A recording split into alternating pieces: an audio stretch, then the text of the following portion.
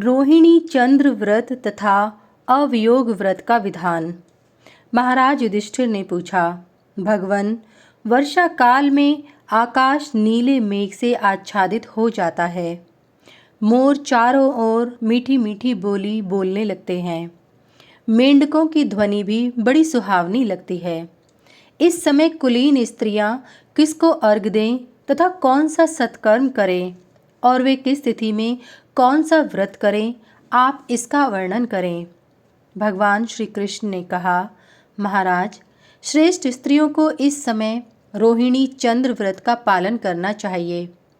श्रावण मास के कृष्ण पक्ष की एकादशी को पवित्र होकर सर्वौषधि मिश्रित जल से स्नान करें। अनंतर उड़द के आटे की 100 इंदुरिका और 5 घृत मोदक बनाएं। सभी सामग्रियों को लेकर उत्तम जलाशय पर जाएं और उसके तट पर गोबर से मंडल की रचना करें।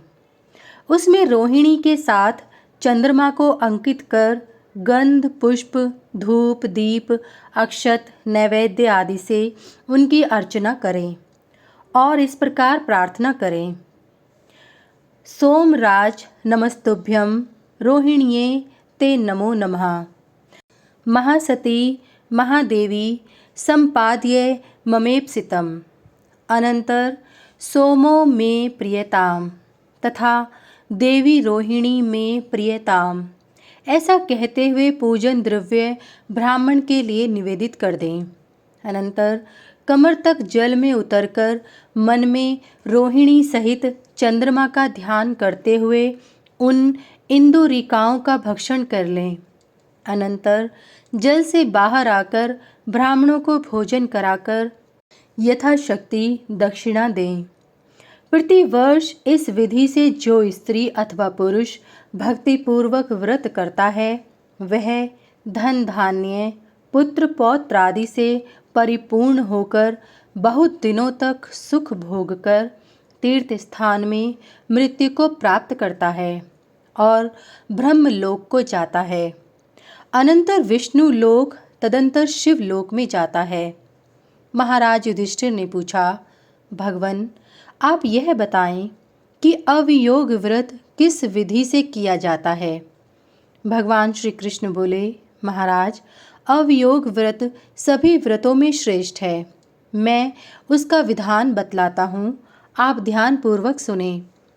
भाद्रपद मास के शुक्ल पक्ष की द्वादशी को प्रातः उठकर जलाशय पर जाकर स्नान करें।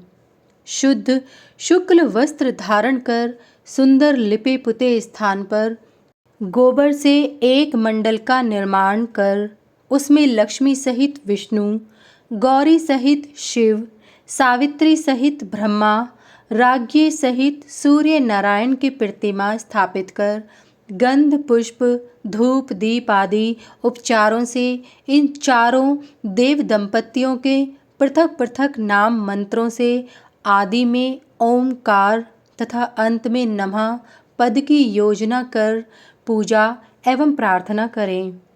अनंतर ब्राह्मण भोजन कराना चाहिए। फिर विविध दान देकर स्वयं भी भोजन करना चाहिए।